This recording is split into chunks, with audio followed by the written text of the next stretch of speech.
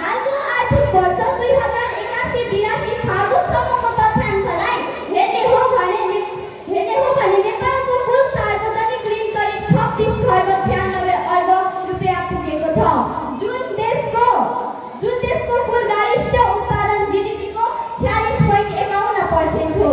यसको अर्थ कुल बजेटको लगभग आधा जति बजेट त ऋणबाटै बढेको छ, जसमा बाह्य ऋण करिब 13 खर्ब 28 अर्ब रुपियाँ छ भने आन्तरिक ऋण करिब 12 खर्ब 82 अर्ब रुपियाँ छ।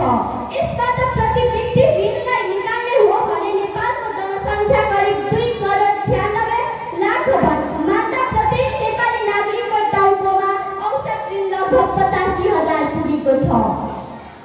यसरी सरकारले ठुलो मात्रामा ऋण लिँदा निजी क्षेत्रका लागि उपलब्ध वित्तीय स्रोतहरू घट्न सक्छन्। यसले निजी लगानीमा कमी ल्याउँछ, जसले दीर्घकालीन आर्थिक वृद्धिमा बाधा पुर्याउँछ, जुन नेपालमा पनि यसको प्रभाव देखिएको छ। अहिले ऋणको वृद्धिले गर्दा निजी क्षेत्रको लगानी क्षमतामा कमी आएको छ।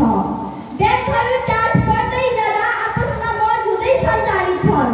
ब्याङ्कमा ऋणको ब्याज दर चढ्को छ, बचत ब्याज दर कम, बिजनेस व्यापार ठप्प, चारैतिर आर्थिक मन्दी। के यो सबै लोकतन्त्रको औचित्य थियो महोदय? दिमाग थिएन, तर विडम्बना नेतृत्वकर्ताको दूरदर्शिता र कार्यकुशलता नहुँदै हामीले लोकतन्त्रमा आभास गरेका यी कुरा यिनै हुन्। जनताले छातीमा गोली थापेर रगत र आँसुको होली खेली ल्याएको यो शासन प्रणाली कुनै एका देशको तिरस्मी कथा होइन। यो हजारौं शहीद र तिनीहरूको परिवारको त्याग, तपस्या र बलिदानले जोडिएको हृदय विदारक तपाईँ हामी सबैले देखेको वास्तविक कथा हो।